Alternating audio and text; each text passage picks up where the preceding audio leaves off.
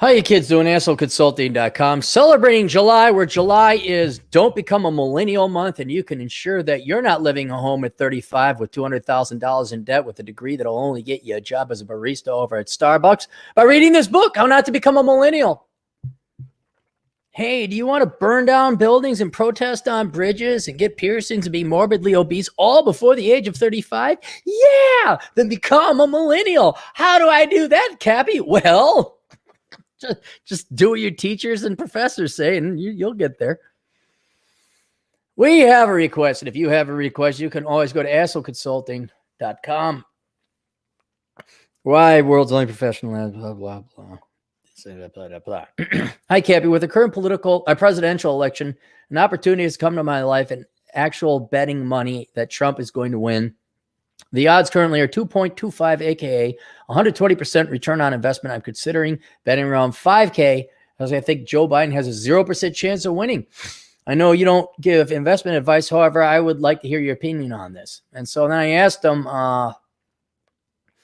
what's the rest of your finances look like? Are you some kind of college kid with student loan debt or a car payment or something like that? Got a kid that could use a college fund?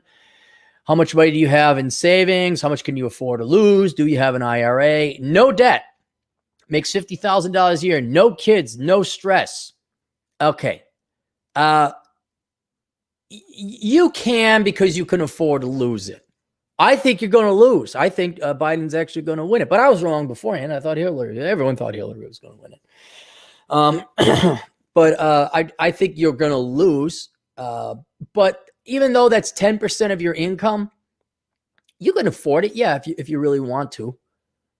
But I have 100 other things you could do way better with that thing. One, that's your IRA contribution for the year. Contribute that to an IRA. Do you have a micro FU fund? Do you have 3 to 6 months of savings? If you don't, well, then don't bet. Throw that into your micro. Let's put it this way. I should have asked you this. Do you have 6 months savings? 6 months living expenses. If you don't, throw that into your 6 months living expenses. But if you got 6 months living expenses and you've already thrown your money into the IRA or the 401k and you have no debt, which is amazing. That's very good. You have no debt. Yeah, you could, because you could afford to lose it. So if you lost that $5,000, it wouldn't cripple you. You got no kids, so there's no reason to throw that into a 529 plan. There's no reason to throw any money into a 529 plan. You just don't send your kids to college. You just go online through Western Governors University, pay cash, and be done with it. But yeah, you can. You can. I just under the caveat, you have 6 months living expenses. If you don't, throw that money in your 6 months living expenses. That's what I would do. And so there you go. All right. Any super chats? No. There we go. All right. Questions, answers, assholeconsulting.com. See you guys later. Toodles.